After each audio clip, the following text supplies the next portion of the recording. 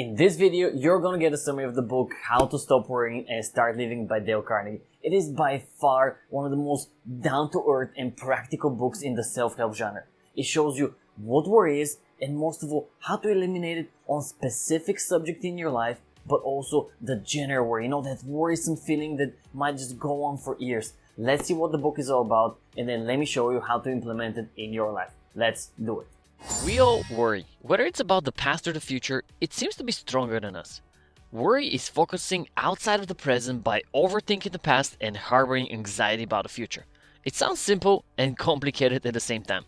In this summary, you'll learn how to deal with specific issues in your life, how to break the habit of generalized worry, and finally, how to live a happy and worry-free life. So be sure to stick out to the end. We often waste our lives dreaming a far-off future.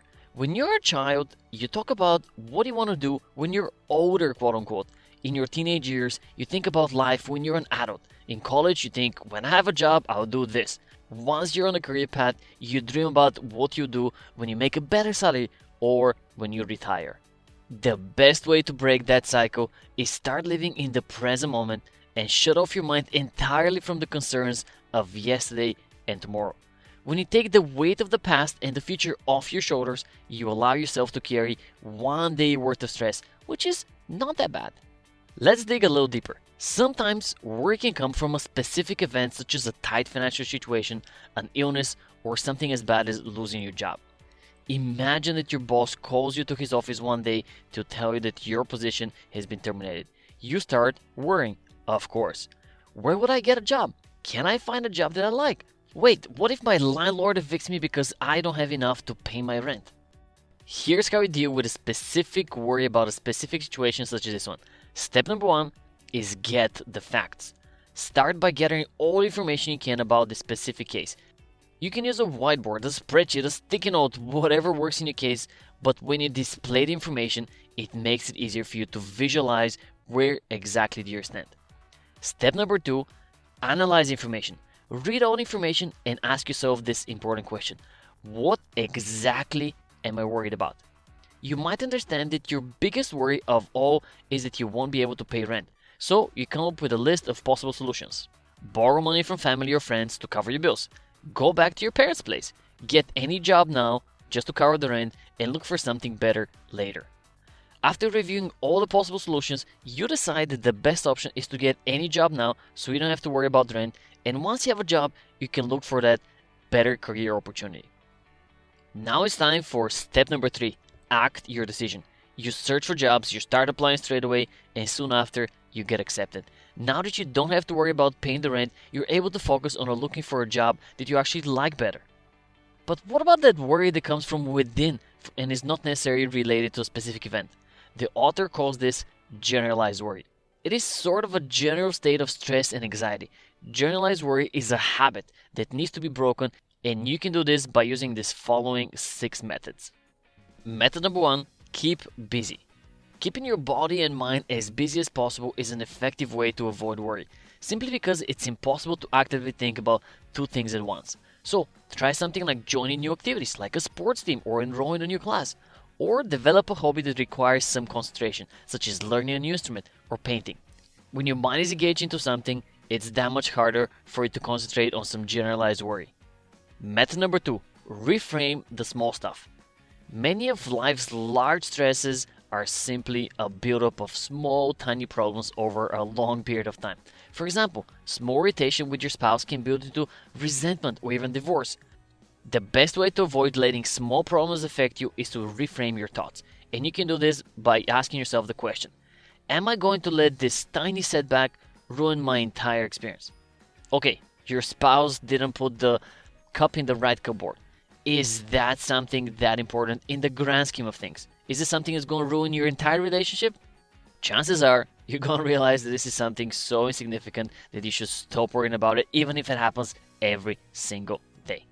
Second tactic is to adjust your view. Think of how you can make the irritation more pleasant or eliminate altogether. Can you talk to your spouse? Can you figure out a different system for whatever is the little irritation? There is many ways to solve that little problem. Method number 3, think about the probability. Many people tend to worry about everything, accidentally setting their house on fire, plane crashes, and so on. Often, though, once you step back and examine these anxieties, you will find that most of the things you worry about haven't come to pass, nor are they likely to. So when you catch yourself falling into that generalized worry habit, ask yourself, what am I worried about? And then ask yourself, is it likely to happen? Method number 4, accept what's out of your control. Sometimes you just cannot control or change situation. Although it can still be stressful and frustrating, I totally get it, it becomes a little more bearable if you practice acceptance instead of trying to change something that's completely out of your control. Imagine the power goes out the night before Thanksgiving and you find out it won't come back for a few days. It's a terrible scenario. But instead of becoming upset that you won't be able to host the dinner as planned, accept it. Accept that Thanksgiving won't be happening in your house this year. Nothing you can do about it.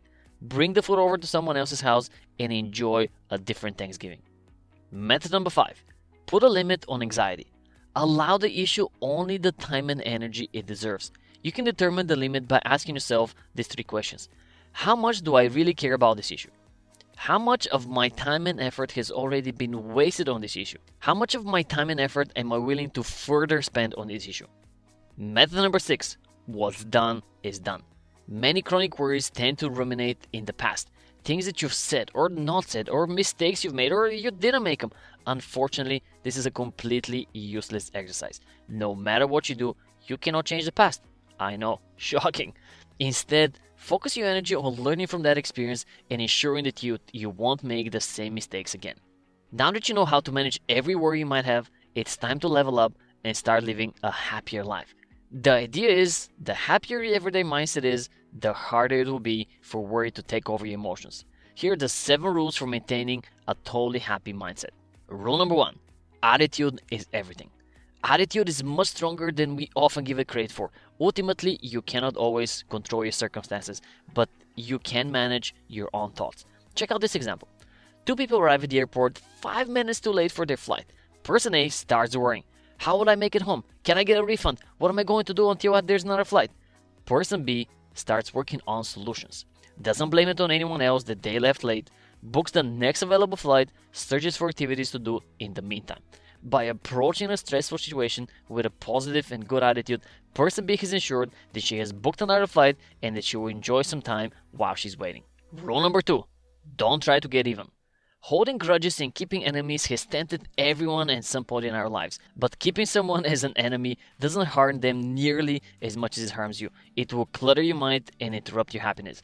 Keep in mind that people can only bother you as much as you allow them to. Rule number 3. Expect lack of gratitude. If you always expect gratitude from others, you will end up disappointed most of the time. Simply because gratitude is a cultivated practice. Ingratitude is human nature. Instead of demanding gratitude from others, try to focus on the joy of giving without expecting anything in return and expressing gratitude yourself. Rule number 4. Count your blessings. If you take the time to reflect on the ratio of good to bad in your life, you're most likely to find out that the good far outweighs the bad. Unfortunately, we often waste time focusing only on what we don't have. Try to appreciate the small things you take for granted. Stuff like having your favorite coffee in the morning, or feeling the sun on your face, or all the wonderful people in your life that you're surrounded with that you take for completely granted. Rule number 5. Find and act like yourself. One of the easiest ways to make yourself anxious and unhappy is to reject who you are and strive to be someone who you're not. It's natural for you to wish you had some better looks, better skills, or some better abilities than others, but this is a waste of time. Instead, focus on the extraordinary fact that you're the only version of yourself in the entire world. Work every single day to make yourself proud of who you are. Rule number 6. When life hands you lemons, make lemonade. It doesn't necessarily mean to turn disaster into fortune. It could mean make an ordinary thing and make it into an extraordinary one. Carnegie tells us a story of a farmer who moved to a land plot with poor soil that prevented anything from growing in it. Furthermore, the land was overrun by rattlesnakes. Instead of giving up on the farm, the man decided to find a way to use this setback to his advantage. He started canning rattlesnake meat, opened a rattlesnake farm that became a hot tourist destination, and sold rattlesnake venom to labs all around the country. And rule number 7, find ways to do good for others. Commit to doing at least one good deed for someone else every single day. When you're thinking of others and connecting with them, you're naturally distracted from thinking about yourself and your worries. And when you focus on being positive toward others and treating them as well as you can, some of your outward positivity naturally turns inward. When you follow the 7 rules, you're 7 steps closer to living a happier life. Not only because your life will be that much more peaceful, but also you'll feel much more self-appreciation. Now let's see how you can implement all of these tactics into your life. Hey, welcome back. So that was How to Stop Worrying and Start Living by Dale Carnegie. Now, this was a lot of information, I know, so you might get a little bit overwhelmed. So let's bring it back down to earth and let's see how you can implement it in your life. Well, the way I suggest you go about it is you take a few minutes and you figure out, are you worried about a specific subject, a specific project in your life, whether that's personal, professional, or do you have what Dale Carnegie calls generalized worry?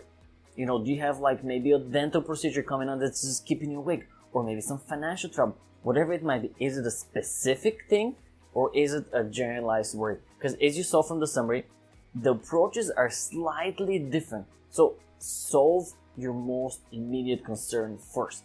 If you don't have one, then do the generalized worry steps. If you have a specific concern that keeps you up at night, you know, you're anxious about it, you're worried about it, then solve that first.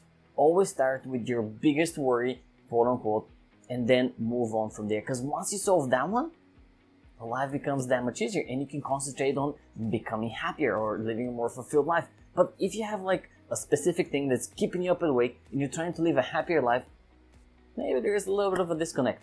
So take a few minutes, figure out what is going on in your life.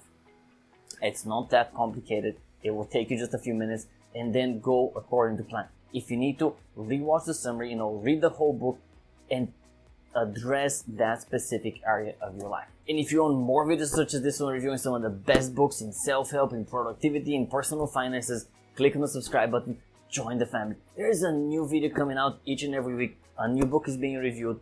Until then, go figure out what's going on in your life, solve your worries, live a happier life, and I'll see you in the next one.